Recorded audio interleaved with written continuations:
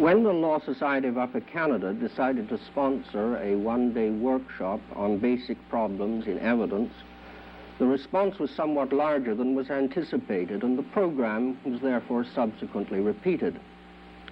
The workshops took the form of a lecture followed by a panel discussion in each of the morning and afternoon sessions. The panel discussions were, however, a little out of the ordinary. They consisted of a number of short TV scenarios, each of them followed by a panel discussion examining the various evidentiary problems that arose. In the second workshop, the panels were switched around a little so as to give some variety in opposing views. Both sessions were recorded on videotape, and these programs are an edited version of the discussions of the evidentiary problems arising from the simulated courtroom scenarios. I do not think you will find many clear-cut answers to these fairly common problems. What you will find are discussions of some basic but extremely important principles from which solutions are suggested. This program is designed primarily for the legal profession, though we hope that others will be interested and will perhaps gain some insight into the workings of this aspect of the legal system and the way in which the law tries to reconcile conflicting interests. For the lawyers in particular, citations and references will be given for cases and materials mentioned should they wish to make a note of them. There were in total 4 panels, of which 2 each discussed separately half of the fact situations. On the first day, chairing panel number 1 was the Honourable Mr. Justice Edson Haines of the Supreme Court of Ontario. With him appeared Mr. William Poole, QC, practicing in London, Ontario, and a member of the Ontario Law Reform Commission, and Professor Hugh Silverman, QC, a practitioner of many years' standing, and now Professor of Law at the University of Windsor. Chairing panel number 2 was the Honourable Mr. Justice Thomas Zuber of the Supreme Court of Ontario, and with him were Mr. Clay Powell, QC, counsel in the Ministry of the Attorney General of Ontario, and Professor Desmond Morton, QC, who is both a practitioner and a law professor at the University of Toronto. Mr. Justice Zuber also chaired the first panel on the second day's program, and appearing with him on that occasion were Mr. Justice Frank Weatherston of the Supreme Court of Ontario, and again Professor Hugh Silverman. Mr. Justice Haines chaired the last panel, again with Mr. Clay Powell and Professor Morton as the panelists. As a result of the editing, panel discussions do not always appear in the order in which they were presented. The ninth problem raises many important practical difficulties. What are the borderlines between helping a witness to remember, attacking his credibility, or suggesting that he is merely reconstructing an event other than from his present memory? Should a witness be afforded some protection from harassment by counsel? Where is the line to be drawn between examination and improper leading questions? The panel also discusses when should the trial judge warn the jury of the admissibility of a piece of evidence for one purpose, but not for another. Should he warn the jury at the time it goes in, or should he wait until he instructs the jury and goes over the evidence with them? An automobile accident case. The plaintiff has been rigorously cross-examined for some time, and the cross-examination is now concluding. Your memory today is no better than it was when you were being examined for discovery. No, I wouldn't say so. The fact really is that you're merely reconstructing the events based on what you usually do, and you don't really remember signaling, do you? No, and you I didn't signal. I remember signaling. I have no further questions. Your Honor, just a question or two in reply. The day after the accident, were you asked to give a statement about the accident? Yes, I was. And did you give that statement? Yes, I did. Thank you, that's all.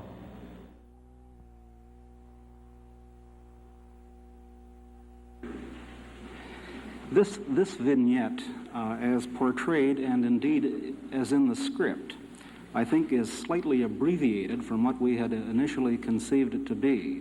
And I wonder if I just might add a few facts to it, which perhaps may make the problem a little more, a little worse even. Supposing in re-examination, instead of saying, were you asked to give a statement about the accident and so on, and did you?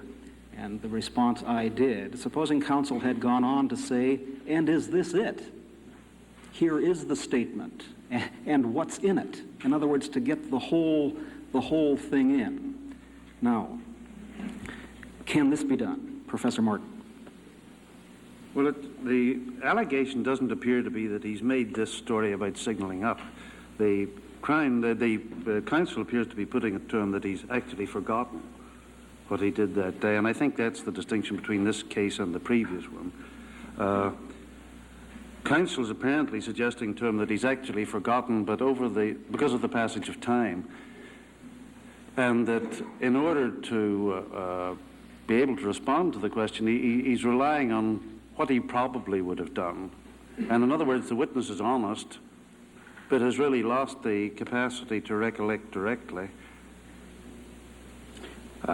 I would be inclined to say that this statement would be admissible under those circumstances, just as in the case of recent fabrication, to show that at least the consistency of the story he's telling now with the story he told when the event was fresh in his mind.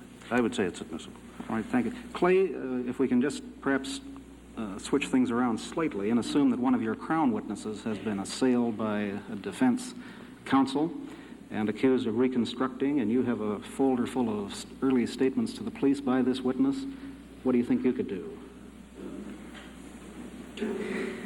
Yeah, I think you can do it. And if that's the suggestion that's being made, that this is not consistent, it usually wouldn't come quite in that fashion. Usually the suggestion is that, say, in a fraud case or something of that nature, now you're coming forward, now you're telling this story. You never did anything, sort of suggestion, you didn't do anything about it before, as if this is, you're going to get on the bandwagon to get your money back or a situation like that.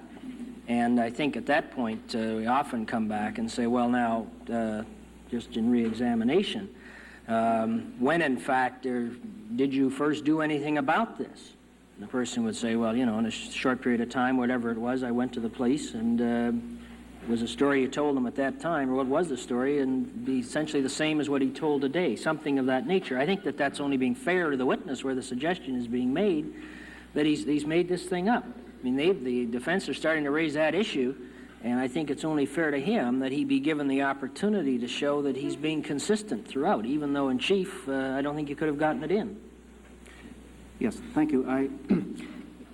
In the material that we've already gotten, there's Mr. Justice Haines' case of Lalonde, which is practically, pretty close to this, although it was a criminal case.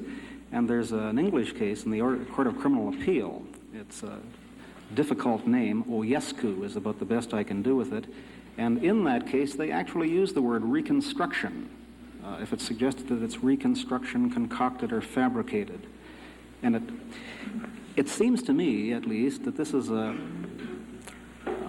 principle that's not generally appreciated, and I get the feeling that many people are embarking on cross-examinations, not really appreciating that this can happen.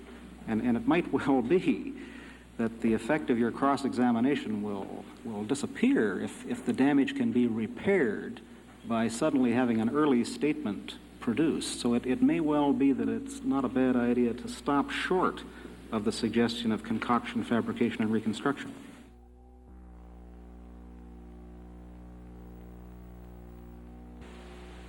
Now, back to the question. We're coming into the matter of the doctrine of rehabilitation of witnesses. And you'll notice that was discussed, as mentioned by Professor Radushny, in my decision of Lalonde. You'll find a much better decision in the case of Fox in General Medical Board. But when the witness is actually charged with reconstructing the evidence What does it allow in? Would you care to tee off that one? Well, as you said in Lalonde, where evidence is attacked in cross-examination on the ground that it's fabricated or a recent invention, that you can rehabilitate the witness and you can call witnesses with respect to statements which were made by the witness which are consistent with the testimony. It seems to me, before you get into that, in this particular problem involving this automobile accident case, that this is not the best tactics on the part of plaintiff's counsel. The evidence of signaling should have been brought out in evidence in chief, I would say, on behalf of the plaintiff's counsel. Now he's trying to get it in, and I use the words in quotation marks, by the back door, by reply. And there may be a real question in law as to whether or not that is that evidence can go in. Oh, let's give the counsel the benefit of the doubt. In the automobile accident case, he probably did say he signaled, made a left-hand turn, nobody was coming, and made a half his turn and then was hit. That's the usual story. And the cross-examination is you never signaled and you suddenly left your side of the road and so on. Now he wants to get it back because as a result, you'll see there in the question, you are simply reconstructing this detail because you usually signal. Now there is a marked challenge, isn't it, of reconstruction. Right. Now, that's the issue on which we are going to be asked to hear additional evidence. Isn't that right? That's right. Do you agree that it should go in? I have trouble and difficulty with this question because the way it's put to me, you've reconstructed the question and assumed that it has gone in chief, whereas in fact the vignette that's been shown to us, it did not go in chief, and it's now coming in reply. That's the first thing. And if it's to rehabilitate the witness on the basis of Lalonde, that this is something that's being fabricated, then of course it could go in under that principle to show consistency with respect to the testimony. But I can't for one moment say that this is the proper way to attack the problem on the part of counsel for the plaintiff. Take a criminal case, and you're getting this all the time, where the credibility of the witness is attacked. If it's done in a subtle manner, you haven't got at times a very clear attack. But you know when he comes to address the jury, you're going to get the ample chorus. All right? That's right. Now, how do you handle this situation? Because is it every case that you can allow in evidence to rehabilitate a witness? Or what must we have? Obviously isn't every case, and I think it has to be a real challenge as to his credibility that's being made. But that is done so often, even in cases of, say, in fraud cases. So often the defense counsel's tactic is to suggest that the reason this complainant, or this witness, I shouldn't use the term complainant because it's like in the rape case we keep using that word complainant, and it's a damn misnomer, really. But in it's the last place the poor girl wants to be is in the witness box. That's right. That's right. But, you know, they're suggesting, well, you know, sort of this guy's got some axe to grind. The reason he's here is he's trying to get his money back, or this type of thing, particularly in these large, well, these pyramid-type company frauds or something like that, where a lot of people become involved and they're subjected to this type of cross-examination, that really they've heard about there being some investigation and now they've come running forward. And I have always taken the view that I'm entitled to then put the question to them, did they speak to an officer, at what time do they recall when they first did, and then I think if there's been a real challenge as to that witness's credibility, I think I'm entitled to call that officer and prove that it was some considerable time that, and often is the officer has gone to the person, and because of books being seized, and they're looking for witnesses and looking for victims, so that type of attack is so constantly coming forward, and I think in fairness to the witness, really, and I'm not preaching, but it seems as though witnesses today in criminal matters are taking an awful beating and knocking around. And I think in fairness to the witnesses, I see it from, you know, sort of the other side of people, and you talk to a lot of people about administration of justice. And I think there's a real duty to be fair with witnesses and protect them. And sometimes the type of cross-examination that's put to them, to me, is unfair. And if, in fact, it's an attack on their credibility, then I say absolutely we have the right to show that their testimony is consistent and they've acted as honest human beings. Now, we use these terms rehabilitation and what have you, but really it gets down, I think, to a question of treating them as honest people who have acted in an honest way. Well, you know, that rather interests me, because aren't we suffering today with a, shall I say, a public non-acceptance of what we do as judges and law enforcement officers? Every time a witness goes out of that courtroom and says he's been mauled or there's been an unfair trial, doesn't justice slip a little? And aren't you, how much of this do you really encounter in the enforcement of the law? Witnesses saying, well, what's the use of coming forward? My time is wasted. Or take the cases that we start to see a lot of statistics on it, that in rape cases, very, very few women complain because of the ordeal of what they have to go through.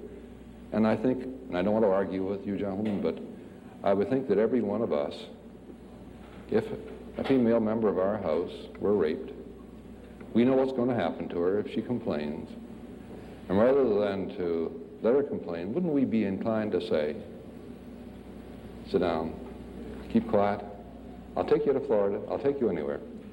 Because the trauma of the witness box and of the process is going to be greater than what you've already gone through.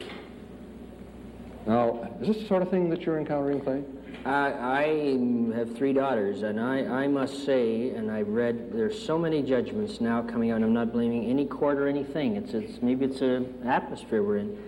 But I don't know what it is about, you know, the way women are subjected to this type of attack. I'm not for women's lib or anything like that, but I think they'd be treated fairly. Why the heck should a girl who says she's been raped be in a worse position than some guy who says he was robbed of the payroll he was taking down to the office? Surely the danger of concoction is just as great, and the only validity can be, you know, they go back and historically and talk about the hue and cry and all that nonsense, but it must be really because the one's a woman and the other is a man, and that to me is not fair.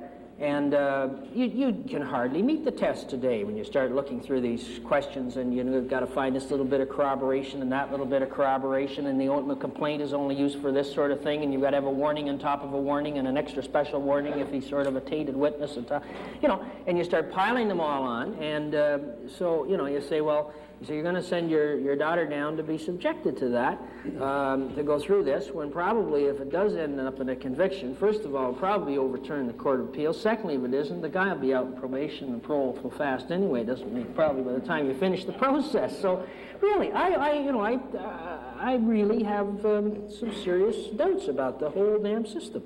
That's not an evidence problem, but you asked my view.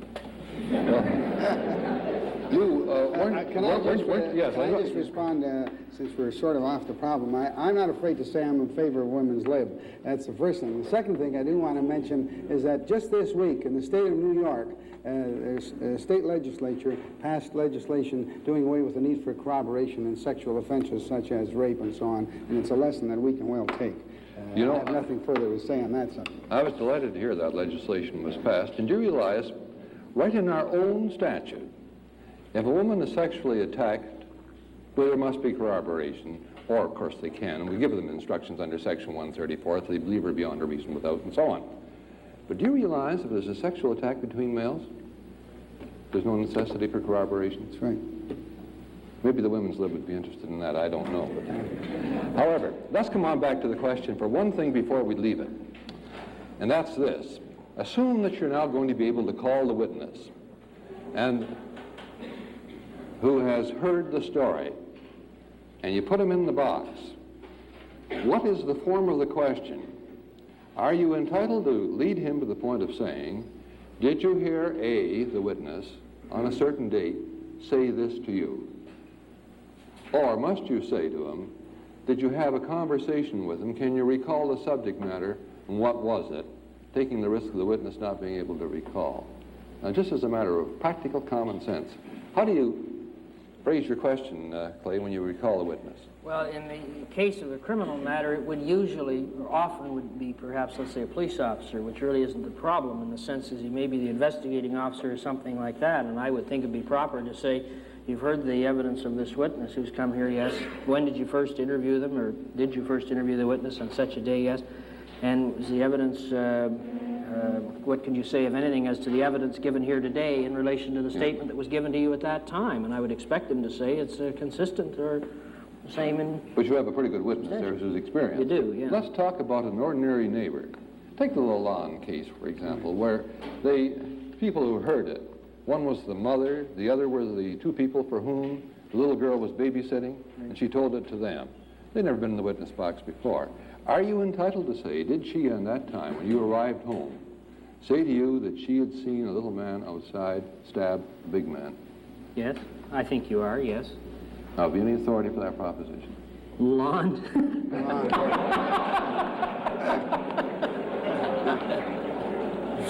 Well, actually, I suppose I should give some authority for Lalonde on that point. If you look up at the cases under Section 11 of the Evidence Act, you will find that over and over again there's authority for the proposition that when a witness is recalled to contradict or to give the utterance of the witness whom you are contradicting, you may lead him.